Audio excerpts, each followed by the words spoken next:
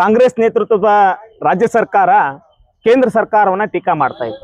ಟಾಟಾ, ಅಂಬಾನಿ, ಅದಾನಿ ಪರ ಇರ್ತಕ್ಕಂಥ ಈ ಕೇಂದ್ರ ಸರ್ಕಾರ ನಮ್ಮ ಹಿರಿಯರು ಪೂರ್ವಿಕರು ಏನು ಕಟ್ಟಿ ಬೇಯಿಸಿರ್ತಕ್ಕಂಥ ಸಾರ್ವಜನಿಕ ಉದ್ಯಮಗಳು ಏನಿದಾವೆ, ಅದು ವಿಮಾನಯಾನ ಆಗಿರ್ಬೋದು, ರೈಲ್ವೆ ಆಗಿರ್ಬೋದು, ಪೆಟ್ರೋಲಿಯಂ ಉದ್ಯಮಿಗಳಾಗಿರ್ಬೋದು, ಎಲ್ಲವುಗಳನ್ನ ಮಾರ್ತಾ ಇದ್ದಾರೆ.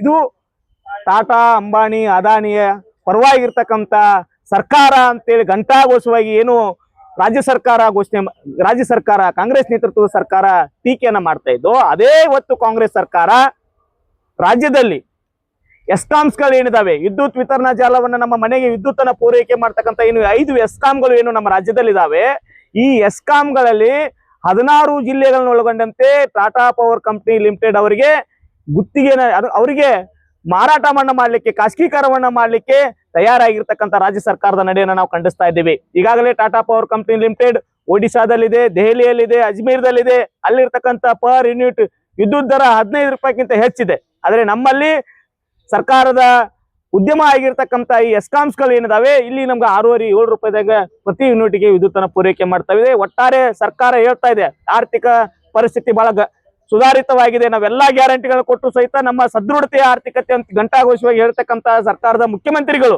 ಇವತ್ತು ಈ ಎಸ್ಕಾಮ್ಸ್ಗಳನ್ನ ಯಾಕೆ ಖಾಸಗೀಕರಣ ಮಾಡ್ಬೇಕಂತಕ್ಕಂಥ ಪ್ರಶ್ನೆ ಎದ್ದಿದೆ.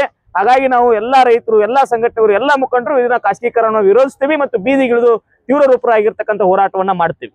ಖಾಸಗೀಕರಣ ಮಾಡಿದ್ರೆ ಹೋರಾಟ ನಿಶ್ಚಿತ.